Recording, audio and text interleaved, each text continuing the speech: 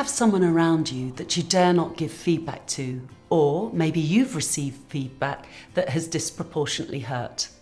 My name's Jackie Forbes and I'm Principal from Drawn to Learn, and today I'm going to look at the art of giving feedback. I'm going to explore how to be more effective when giving positive or developmental feedback, and I'm going to challenge you to think about how you personally respond when you receive your own feedback.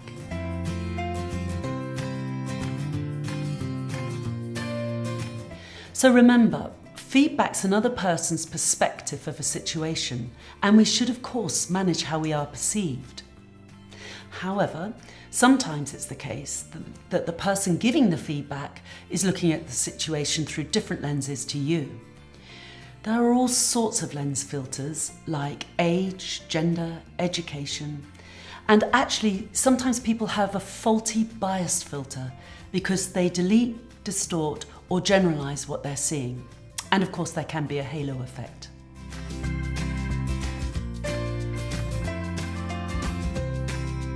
The starting point for you in giving feedback is to examine your own filters or judgment criteria.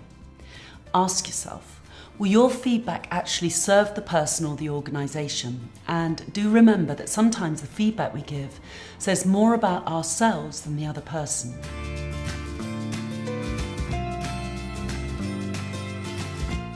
So behavioural feedback.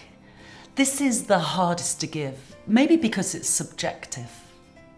So let's look at what drives behaviour. Many of you will know the Iceberg Model. And if we use it as a metaphor for a person, then what is below the waterline?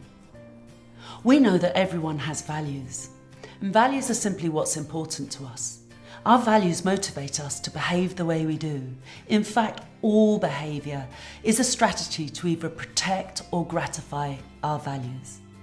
I remember in my neuro-linguistic training being told that all behaviour a person uses is their best choice at the time.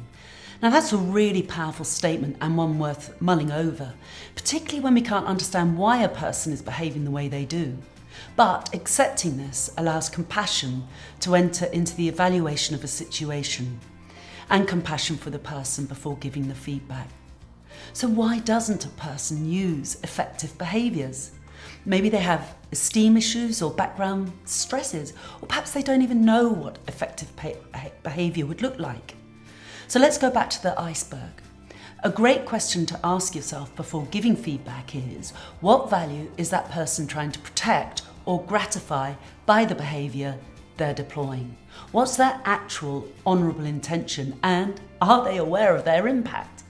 So having a little compassion when you give developmental or constructive feedback will ensure you choose the time and your words more carefully.